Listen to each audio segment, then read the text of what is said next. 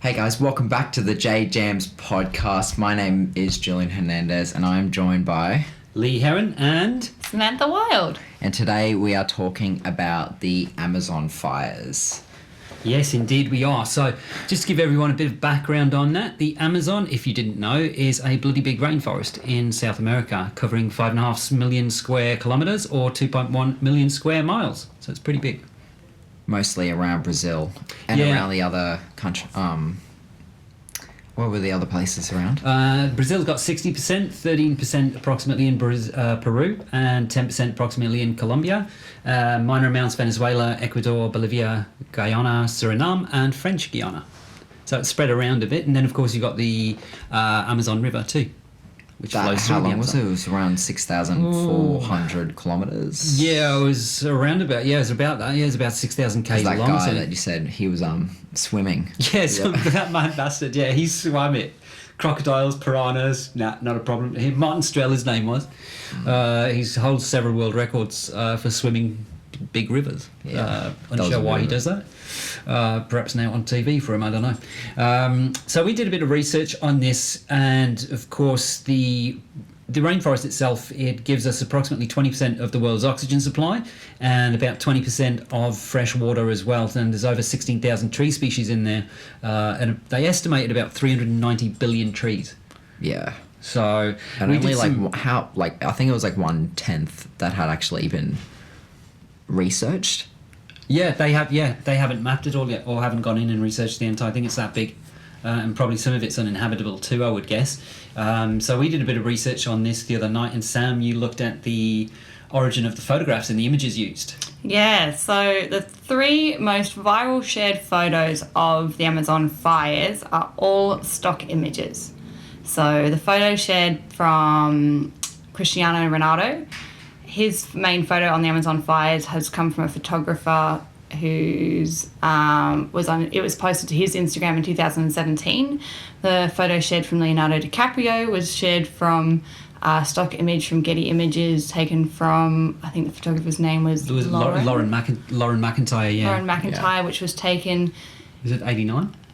It's undecided. It's somewhere between 1989 and 2003. But it's not current, though. But it's definitely not current.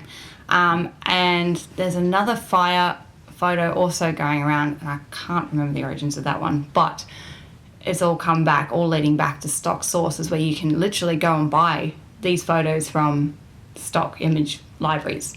To use. They're not current images, so... Absolutely not. Yeah, it was interesting as well just going through that, because some of the locals over there, they actually said they couldn't see any fires. Any local fires. Yeah. Which is a bit strange. I mean, obviously not everyone can see 5.5 million square miles. I don't know anyone can see that far, but they certainly, they seemed very sincere and honest when they were saying it on the reports and the interviews. Like, I cannot see any fires here. So if there are fires, it is bushfire season over there. So if there are fires, I mean, is it being blown out of proportion, do you think? Or? No, there was a set of loggers being reported taking wood out of the Amazon forest that we were talking prior to the recording. Yeah. They've been logging and clearing in inverted commas. Yeah, allegedly. We're going to have to basically use the word allegedly a lot here. Allegedly count. Actually, basically everything we say from this point on and previously is alleged, so we're not going to get our asses sued or get raped by angry Brazilians.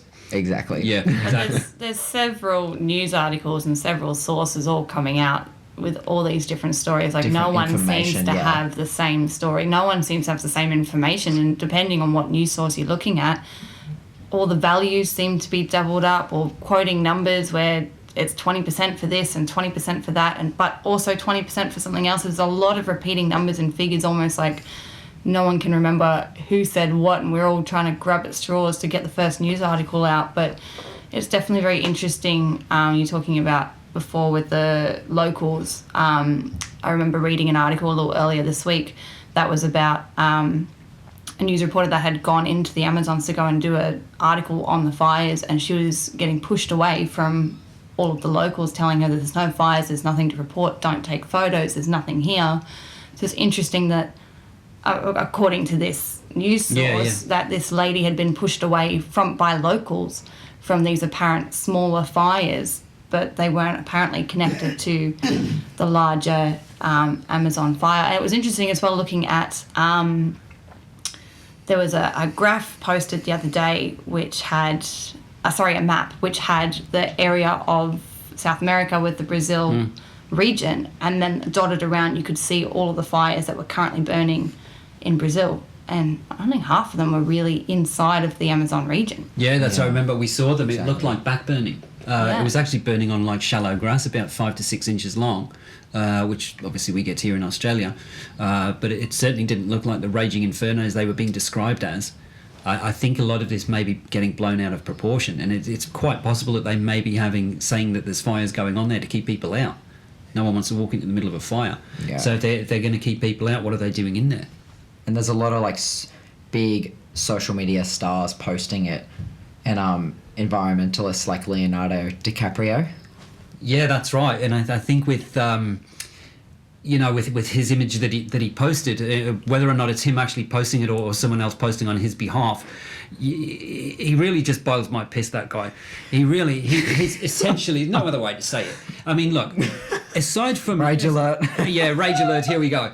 But seriously, if people could look at this, what he's actually doing is like 20 years ago, we had Al Gore flying around in his private jet telling everyone that the world was going to end. And if we listened to him, we'd all be sitting in igloos now and there'd only be 10 of us left. But he's posting about environmental problems. He's trying posting to spread awareness. He's posting, but what is he actually doing? Is he on beaches cleaning birds up? No, he's spreading awareness. He's spreading awareness, yeah, by having fancy Dan meals that show 5-minute films of environmental issues. And actually, it's incredible. Actually, had a film at one of these events that's covered the overfishing of the world's oceans, and then everyone in the function then feasts and has a massive banquet, eating some of the world's rarest fish. It's like, are these people absolutely that mentally unhinged that they cannot see what they're doing here? It's like they're criticising something, having a big round of applause, and then doing exactly what they've just been criticising and what they were clapping at. These people are mental. Plus, not only that, I mean, looking closer and doing a bit of digging into his charity as well, it's linked to something in California that is actually a registered charity. But the way it's structured, he doesn't actually have to reveal or open up his books. So where does all this money go? And this is quite an important thing. Where does the money go over there? Who's this money going to? A lot of people are saying, oh, we'll donate money, but throwing money at it seems to be the problem, or the main go-to in this day and age. But throwing money at this isn't going to solve it. And where does that money go, even if they do throw money at it? Because Brazil are rejecting the money.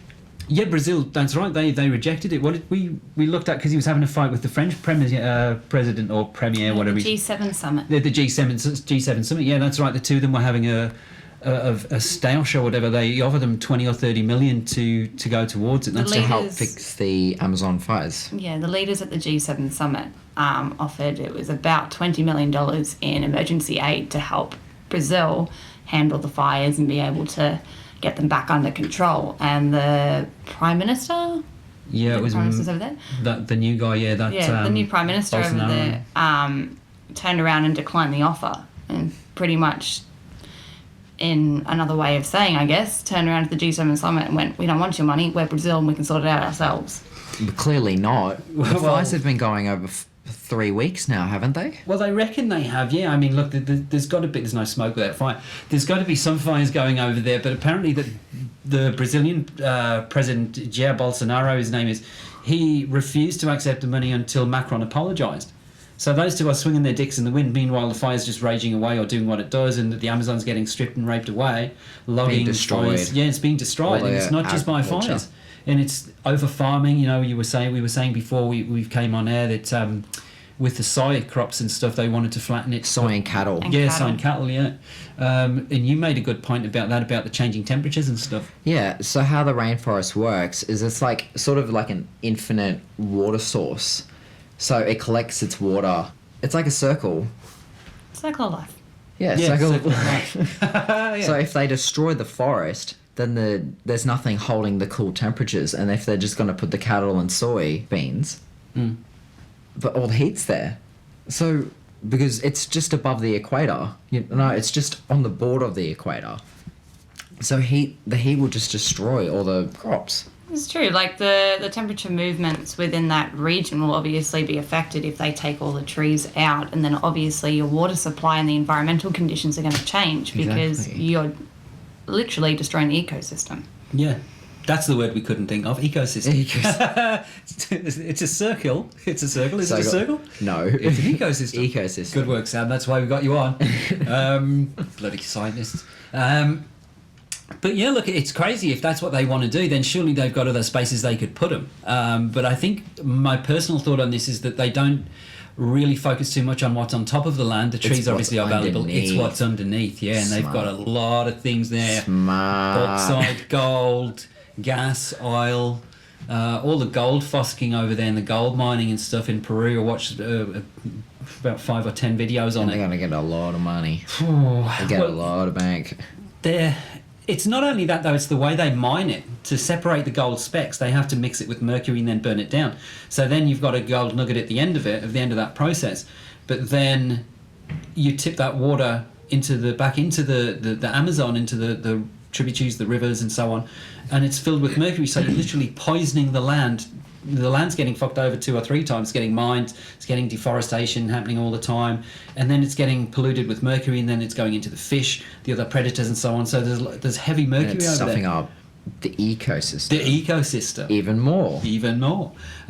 So when you factor everything in, I mean, look, these guys are getting $1,200 a day, $1,200 US a day for a little gold nugget, which is about the size of a 20-cent coin or 50-cent coin here.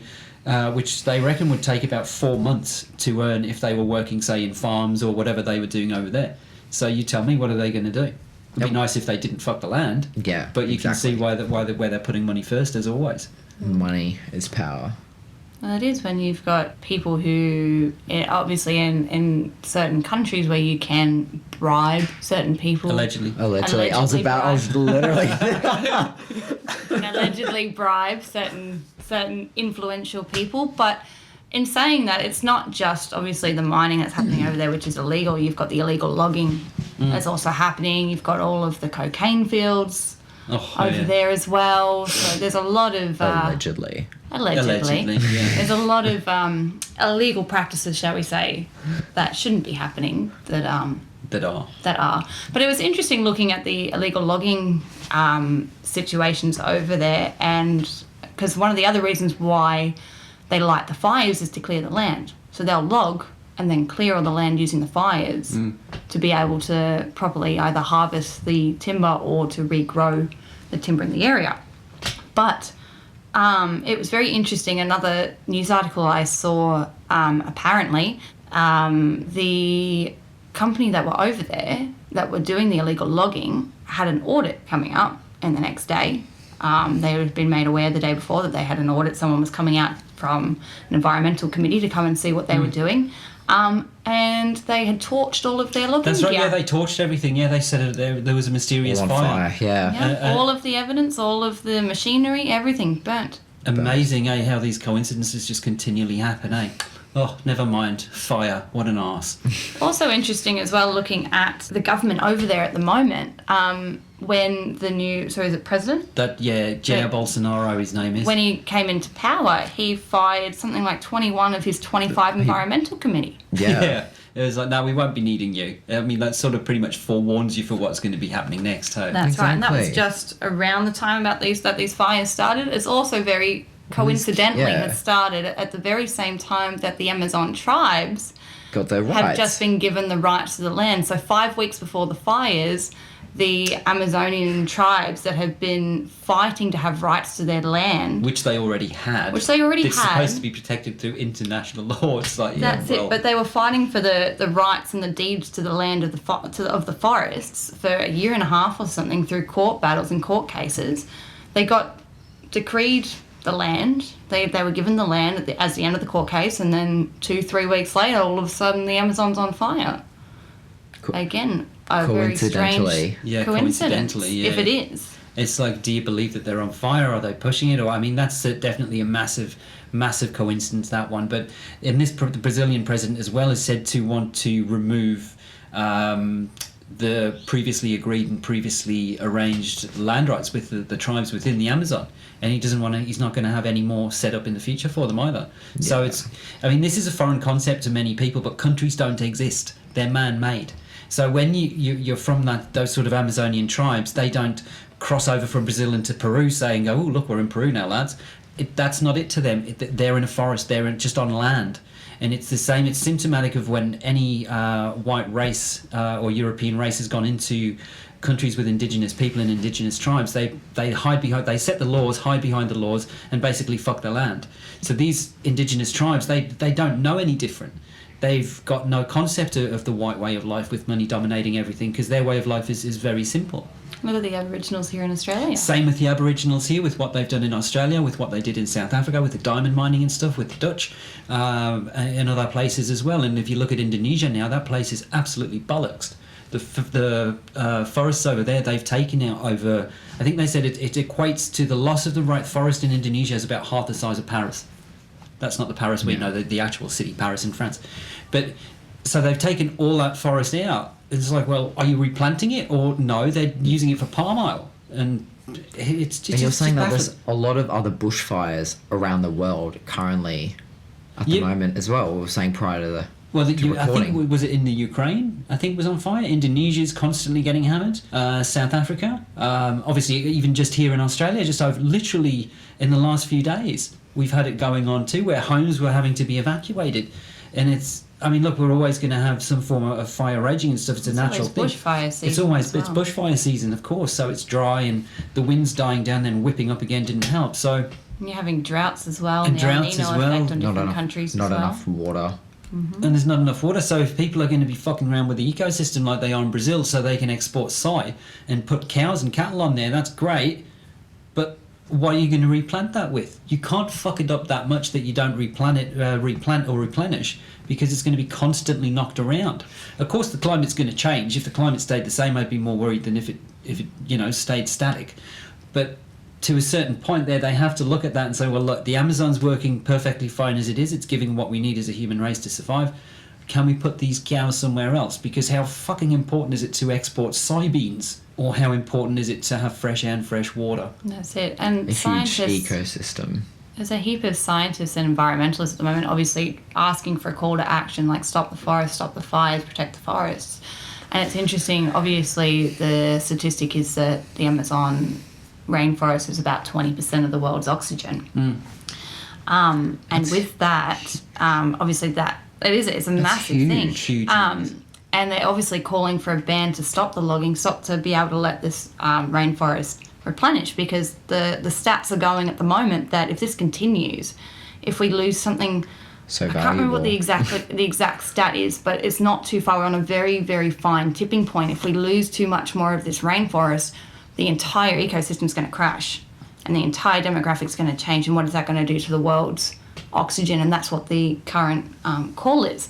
However, looking at different stats, they did another research. I read a research article the other day they were doing on the rate of regeneration within a rainforest, and the study was taken on the Brazilian rainforest on the far right hand side of the continent, and I can't remember what it's called, but the rainforest over there, and they were doing a study to see how long it would take for a rainforest to be pretty much stripped and then to come back regenerate and to replenish. Yeah, that's right. And the average regeneration time is anywhere between 20 to 60 years for the rainforest to fully regenerate and recover, to recover to a point where it can re-harvest its own ecosystem, which is only, when you look at it, 1 to 3 generations worth. Not that long at all. It's not. But the key thing that they're pushing, and obviously the main thing with the Amazon, is that there's a lot of it we don't know. There's a lot of rare species. Now, for those rare species and the unique identity of the rainforest to come back, it takes about 500 years. Yeah. That's a lot longer. And obviously, as we've said before, the Amazon, we've only really looked at about 10%. Yeah. Within all of those rare species of plants and animals, you've got things like cures for cancers and diseases that we don't even know about. No, a lot of medicines in there. Yeah, a lot of plants are medicines, you know. All the undiscovered plants, they could be potential cures for so many diseases and stuff, and now it's just being burnt away. Like, They're just going. I think that the 10% that has been looked at is probably only been looked at for profit as opposed to for cures. The last thing they want to be doing is giving people cures because then they lose customers. So I want to double check if that's 10%. Yeah, we'll have a look at that. But I mean, you've got in something that I researched years ago, the plant called soursop or guananabar. You can get it over. It grows over here, I think, in far north Queensland. It's a tropical plant. Obviously, it's called a custard apple as well, and it's actually said to be 10,000 times more potent than chemo. And obviously, apparently, allegedly, and it's not obviously as intrusive. You just have to eat the thing. You don't have to go through months and months of devastating treatment that weakens you and depletes your body when you're trying to recover from something as invasive as what cancer is. And I would suggest that there's so much money being poured into cancer research now. Are we actually making progress? Because we seem to just be finding more cancers. There was an interesting stat released the other day from one of the cancer research foundations that had turned over a couple $1 million profit in charitable donations in the last year or something. And only about 5 to 6 low-end figures had only been donated to cancer research. The rest of it had gone towards salaries, the CEOs getting posh dinners, high six-figure wages, bonuses. Yeah. So, and it's interesting to know that, because if you want to put your money towards a charity, you obviously want to help causes.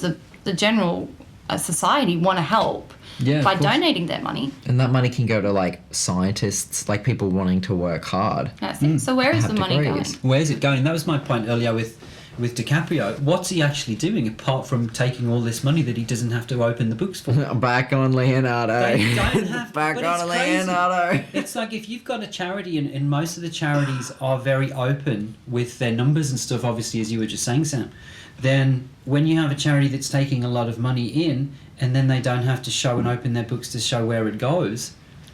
That's a dangerous game to play, irrespective of who's running that. Absolutely. Money changes a lot of people's perceptions and behaviours. Something that goes from a kind, open, charitable suggestion or idea can very, very quickly turn to something like a money laundering scandal. Yeah, exactly. Very quickly, just by hiding certain figures. That's exactly right. And there was a lot of hoo-ha with Mr. DiCaprio, with the funding for, I think it was The Wolf of Wall Street. It was something to do with the Malaysian embezzlement scandal or something over there. I haven't read too much about it, so I can't really say. But allegedly. Allegedly. But that's where the funding allegedly came from for the film. So, you know, if you're mixing with those sort of people, then you've got to be expected to have some fingers pointed at you. And for me personally, I don't feel that it's as straightforward and legit and transparent as what people want to believe. It's just not. There's a lot of money going on here, and where's it going to? If the rainforests keep getting fucked and everyone's putting lots and lots of money into it, then why is it still getting pounded when everyone's giving money to it? What's happening to it? And you can sit there and have as many 3-course meals as you want, but that's not going to lead to definitive action. And there's a few groups obviously out there that are taking this definitive action and actually doing something. Trying to help. And genuinely trying to help and do something to help the locals and stuff. Because so unfortunate. It's like such an iconic thing. It's like the beginning of the end. It is. Not to be too pessimistic, but it's like, guys, seriously, don't fuck this one. Like, the other rainforests are equally as important, but definitely don't fuck with this one. But they've done it, and obviously money, the root of all evil. They've gone in there and they're chasing gold, and they're chasing the other minerals underneath. It's oil and gas and it's crap. Bauxite and whatever's there, nickel, whatever, tin.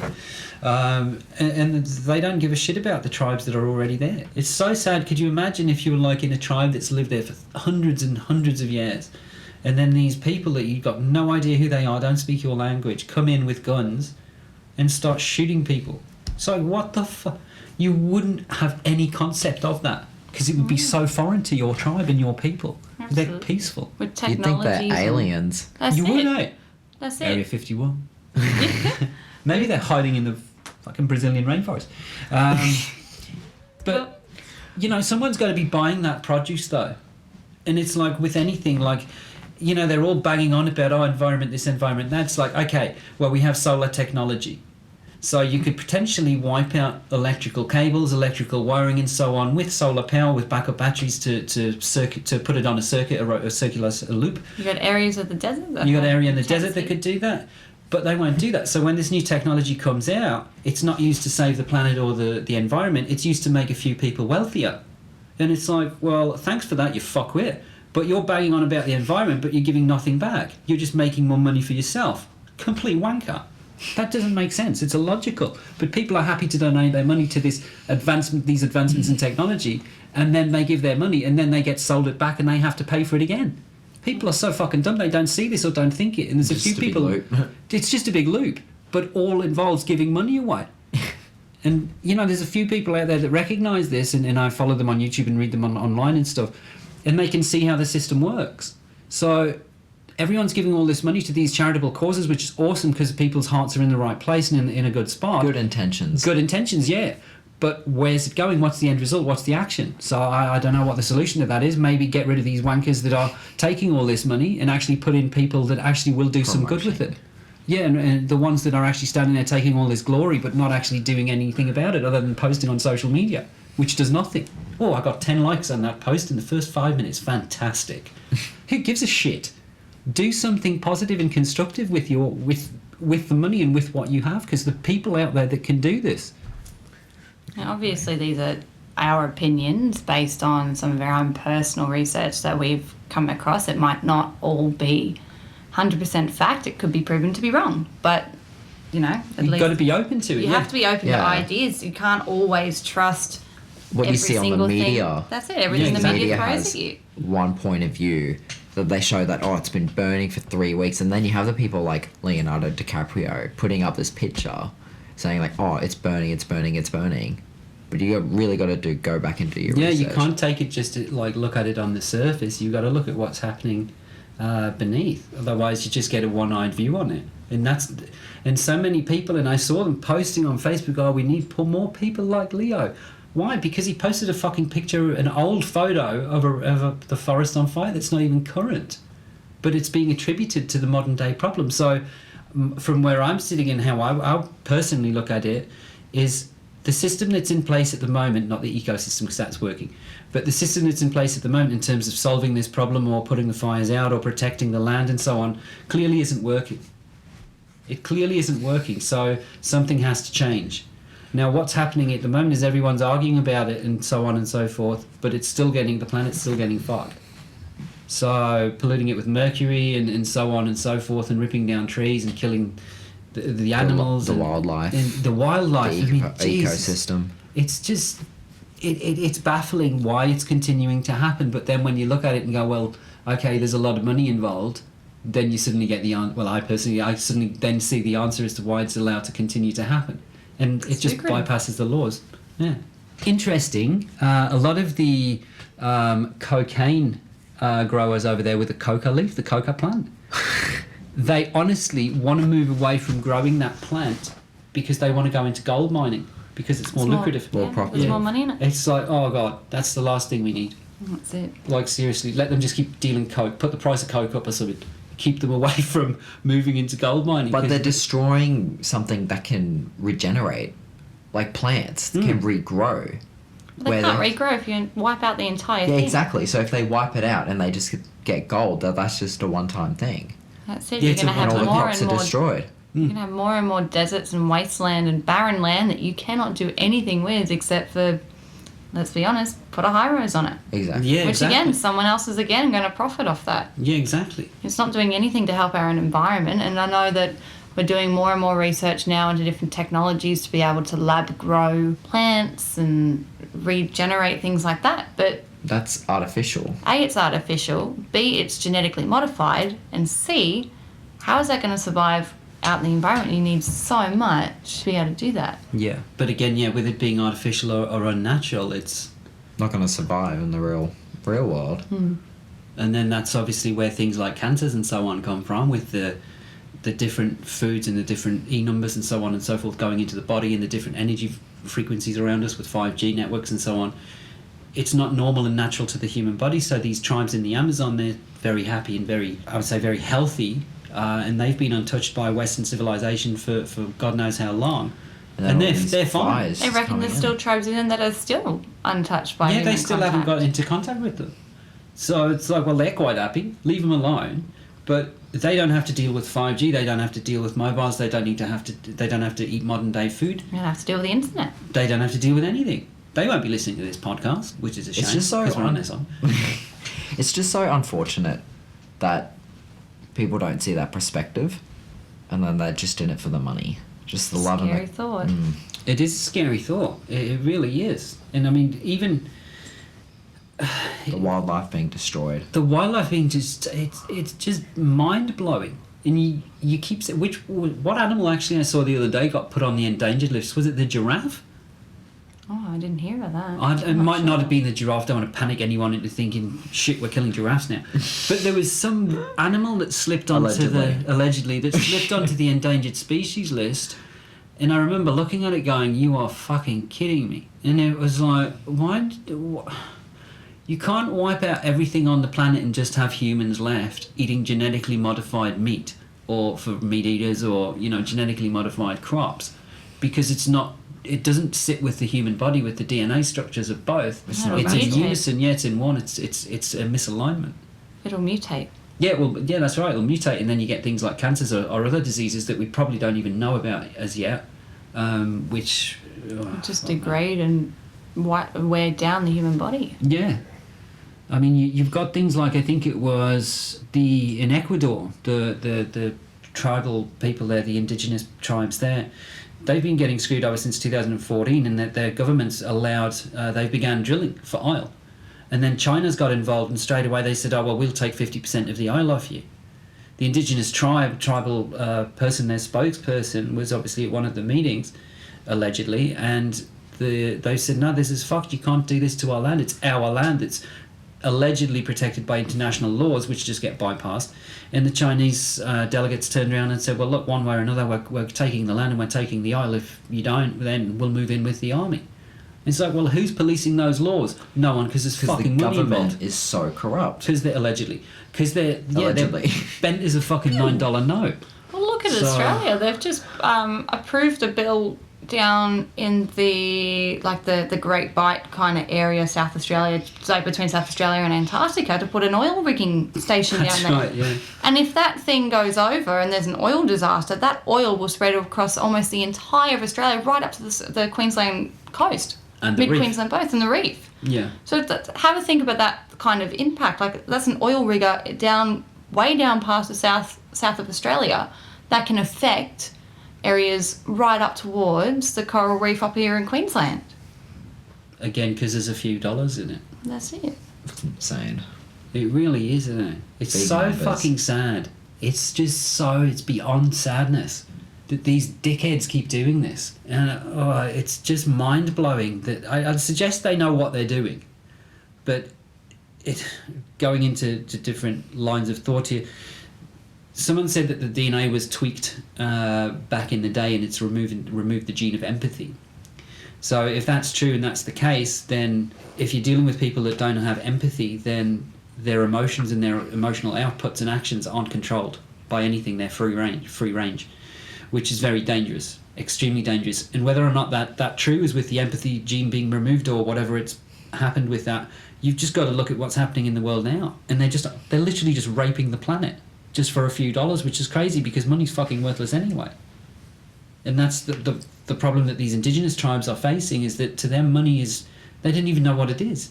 They have no concept or need for that. No, well, it's never been something in their scope or their history. It's never been money. It's always been you trade for trade. Yeah, like a barter system. Or they just eat as a village and live as a village and live as a people. They just live themselves. You know? Yeah, they just live themselves. It's a community. There is a community, yeah. It's the true sense of community without like being in the books. Yeah, like the movies. Like in those distant ancient lands of yore that we read about, you know?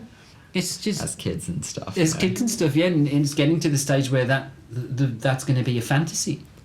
Because people like the younger generations aren't going to know what that is. Because everyone's so... Because it'll be all destroyed. Yeah, because it'll be all destroyed.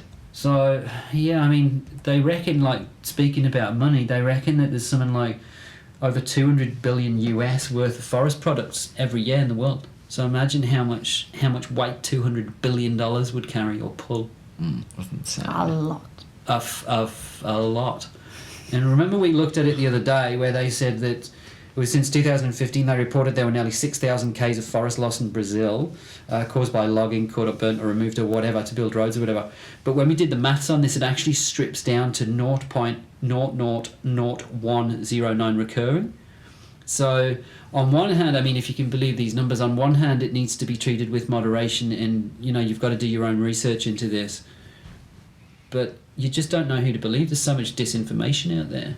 There's so many people telling you different things, different news articles reporting on different parts of it. The figures are all getting thrown around. Like we saw the other day that one source is reporting the Amazon rainforest to be 5.5 million square miles. Kilometres. Or kilometres, sorry, million square kilometres. But then the next news article reported it to be between 8.5 and 9.2 million square kilometres. That's nearly double it. It's like a 40% increase. Massive difference. Yeah, so it's numbers. Like if you think about that stat just on its own, if you've got different news articles telling you different sizes of a certain region that's supposedly identified, what does that say for the rest of the stats?